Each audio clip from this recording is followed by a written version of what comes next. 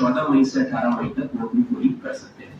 इन सभी क्षेत्रों के लिए हम लोगों ने पोलिंग स्टेशन जो ये हम फैसिलिटेशन सेंटर्स बना रहे हैं, इसमें पोलिंग पर्सनल चिन्हित किए जा चुके हैं और उन पोलिंग पर्सनल्स को वहां पर लगाया जाएगा। उनकी देखरेख में जैसे किसी भी मतदान के दिन पे वोटिंग होती है, सारी वही प्रक्रिया फॉलो करते हुए उनका मतदान कराया जाएगा। Home voting for absentee voters में भी हमारा 2 राउंड में किया जाएगा। 14 मई से 19 मई तक हमारा first round of home voting रहेगा, जिसमें भी हमारे पोलिंग पर्सनल चिन्हित किए जा चुके हैं, उनके साथ वीडियोग्राफर्स भी घूमेंगे और साथ ही साथ माइक्रो ऑब्जर्वर्स भी जाएंगे, जो सभी क्षेत्रों में जिन्होंने भी होम वोटिंग के लिए ऑप्ट किया है उनका मतदान प्राप्त करेंगे। Second round of home voting भी रहेगा 21 मई से 22 मई, जिसमें अगर किसी भी कारणवश फर्स्ट राउंड में वोटिंग नहीं कर पाते हैं तो सेकेंड राउंड रहेगा। साथ ही हमारा एक जिला नियंत्रण कक्ष एक्टिव है, जो कि 24 आवर्स रहता है।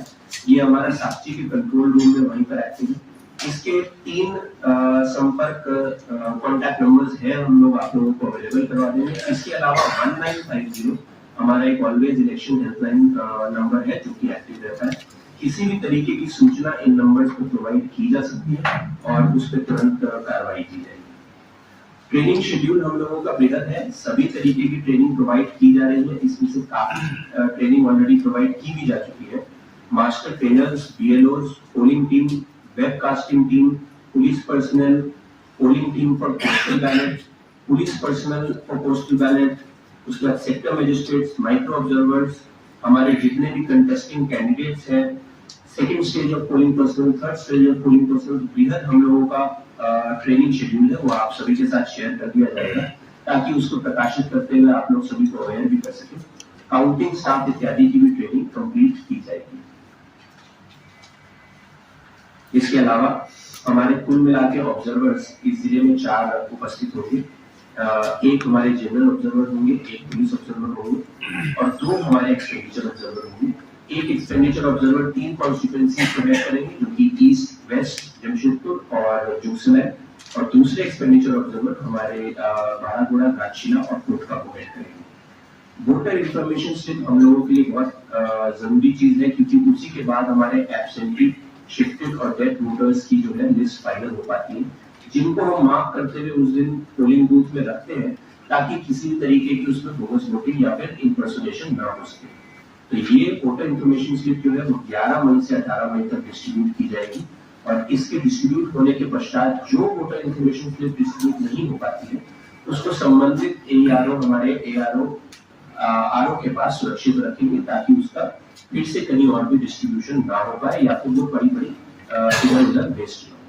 तो यही हम लोगों की आज की देखिए, चुनाव आयोग के दिशा निर्देश के अनुरूप जितने भी बूथ और जितने भी हमारे भवन हैं, उन सभी का श्रेणीकरण किया गया है और उनकी क्रिटिकलिटी के हिसाब से जो सामान्य बूथ हैं और जो क्रिटिकल बूथ हैं, उनके अंदर भी विभिन्न श्रेणियां बनी हुई हैं।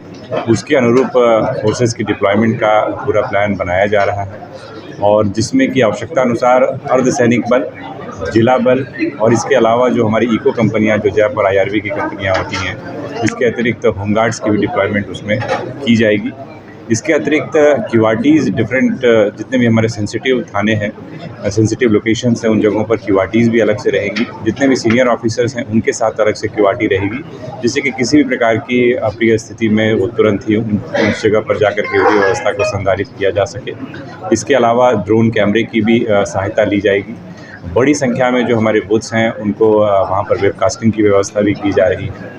तो इस प्रकार से इलेक्ट्रॉनिक सर्विलांस भी रखी जाएगी, और इसके अलावा पर्याप्त संख्या में मैन पावर को भी डिप्लॉयमेंट किया जाएगा।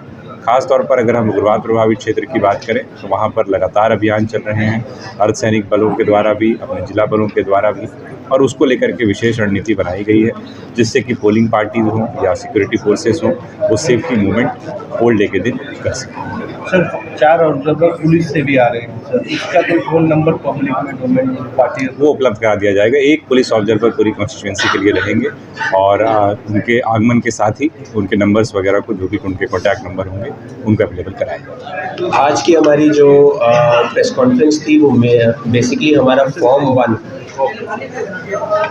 1 हमारा आज रिलीज़ किया जाता है, जिसमें हम लोग निर्वाचन में एंटर कर चुके हैं, उसकी नोटिफिकेशन एक जारी की जाती है। Gazette notification election commission of India के द्वारा जारी की गई है। ये हमारी जो फॉर्म 1 है वो आरओ चेम्बर के बाहर और सभी ब्लॉक्स में डिस्प्ले की जा चुकी है और वहाँ अब हम लोगों के कौन कौन एआरओ रहेंगे और संबंधित डिटेल्स उपलब्ध कराई जाएंगी उसमें। इसके बाद अब 6 मई तक हमारा 11 बजे से 3 बजे तक प्रतिदिन नॉमिनेशन की प्रक्रिया जारी होगी। इसी संबंध में हम लोगों ने इलेक्शन से रिलेटेड और भी जितनी इन्फॉर्मेशन है वो दी है, क्या क्या अरेंजमेंट्स उसके लिए किए गए हैं, कितनी हमारी लॉ एंड ऑर्डर की टीम एफएसटी, एसएसटी, बीएसटी इत्यादि एक्टिव है, किस तरीके से हम लोग एक्सपेंडिचर पे की अधिसीमा जो कि 95 लाख है उस पर नज़र अपनी बनाए रखें और सोशल मीडिया में हमारी क्या पैनी नज़र है और उसके लिए क्या क्या कंट्रोल रूम के नंबर है, इस संबंध में हम लोगों ने विशेष जानकारी दी।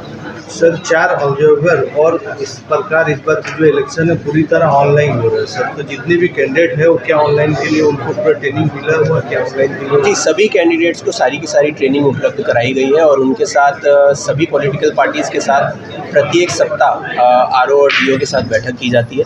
उनके जितने भी डाउट्स हैं वो वहाँ पर रिजॉल्व किए जाते हैं और कोई ना कोई एक विशेष टॉपिक के बारे में उनको बताया भी जाता है। इसके अलावा सभी कैंडिडेट्स को ट्रेनिंग भी उपलब्ध कराई गई है और जो भी हमारी प्रक्रिया है वो ऑनलाइन है और साथ ही साथ वो प्रक्रिया जो है वो ऑफलाइन भी की जा सकती है। सिर्फ हमारे जितने पॉलिटिकल पार्टीज़ के प्रोग्राम्स इत्यादि हैं उनको हम लोग एनकोर के माध्यम से कर रहे हैं, जो कि एक ऑनलाइन प्रक्रिया है। सर प्रशासन बहुत अच्छा काम कर रहे हैं सर, धूप में प्रचंड गर्मी है, इसके लिए सर जी गर्मी का माहौल अभी है और हम लोग भी ये देख रहे हैं कि उसकी वजह से काफ़ी दिक्कतें आम जनजीवन में भी आ रही हैं, परंतु उसके लिए भी पोलिंग पार्टीज़ और पोलिंग जितने भी हमारे करने लोग वोटर्स आते हैं उनके लिए बृहद व्यवस्था की जाएगी। 15 बाय 15 का शेड सभी बूथ पे लगभग लगाया जा रहा है, जहाँ पर शेड की व्यवस्था पहले से उपलब्ध नहीं है और साथ ही साथ हमारे वॉलंटियर्स पानी पिलाने का कार्य भी करेंगे ताकि मैक्सिमम वोटर्स इन सभी दिक्कतों से ऊपर उठते हुए वोटिंग करने की प्रक्रिया को सुगम बनाते हुए हम लोग के पास आ सकें। सर बुजुर्ग और विकलांग वोटरों के लिए क्या जिला प्रशासन की ओर से है? हमारे जितने पीडब्ल्यूडी वोटर्स और 85+ के वोटर्स हैं, होम वोटिंग की भी सभी को व्यवस्था उपलब्ध कराई गई है। जिन्होंने भी होम वोटिंग ऑप्ट किया है उनके यहाँ पोलिंग पार्टीज़ आवास पे जाएंगी और उनका मत प्राप्त करेंगी। उसके लिए स्पेसिफिक डेट्स हैं, जो डेट्स का जायज़ा मैं पहले भी दे चुका हूँ और प्रेस रिलीज़ में आप लोगों के पास उपस्थित है। साथ ही साथ हमारे पास जो भी 85+ और पीडब्ल्यूडी वोटर्स हैं उनके लिए वाहनों की भी व्यवस्था करने का प्रयास किया जा रहा है ताकि सभी बूथ पर उनको वाहनों के माध्यम से रूरल क्षेत्र में जहां पर उनके पास अपने साधन उपलब्ध नहीं है उनको लेके जाया जा सके।